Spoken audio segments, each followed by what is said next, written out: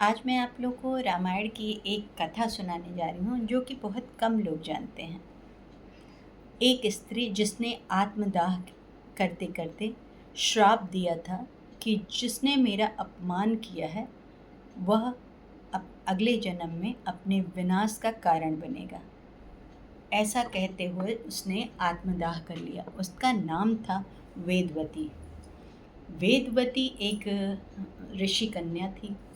वो शुरुआत से ही उसने भगवान विष्णु को अपना पति मान लिया था और उसके लिए भगवान विष्णु को पाने के लिए उसने बहुत साल तक तप किया।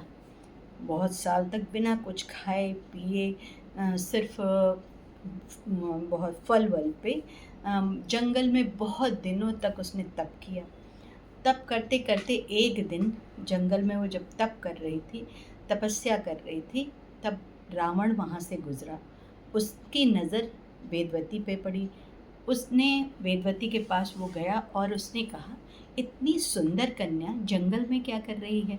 उसने वेदवती से पूछा कि तुम यहाँ पर क्या कर रही हो? वेदवती ने बोला कि उसने अपनी कहानी सुनाई कि मैंने भगवान विष्णु को मन ही मन अपना पति मान लिया है, जिसके कारण मैं यहाँ उनको पाने के लिए तप कर रही हूँ।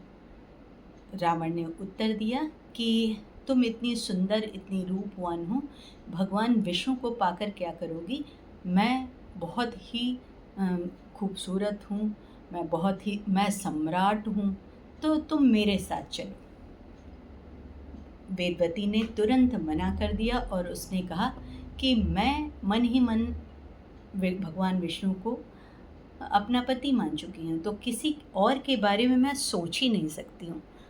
ये सुनते ही रावण को गुस्सा आ गया और रावण इतना अहंकारी था कि उसने तुरंत ही उसके वेदवती के बाल पकड़े और खींचना चाहा।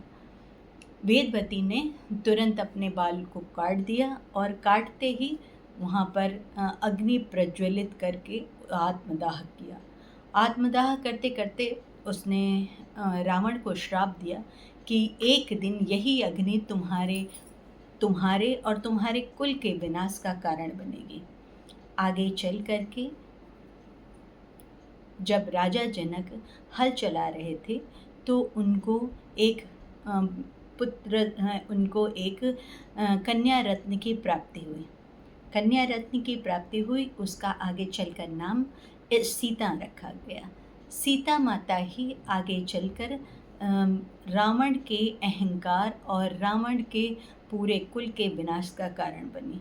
उनके हरण से लेकर के रावण का पूरा कुल का विनाश हुआ। और सब लोग यही जानते हैं कि जो सीता हरण की कथा है या जो रावण के कुल के दाह का पूरी विनाश का कारण है, वो इस समय का है, मगर ऐसा नहीं है।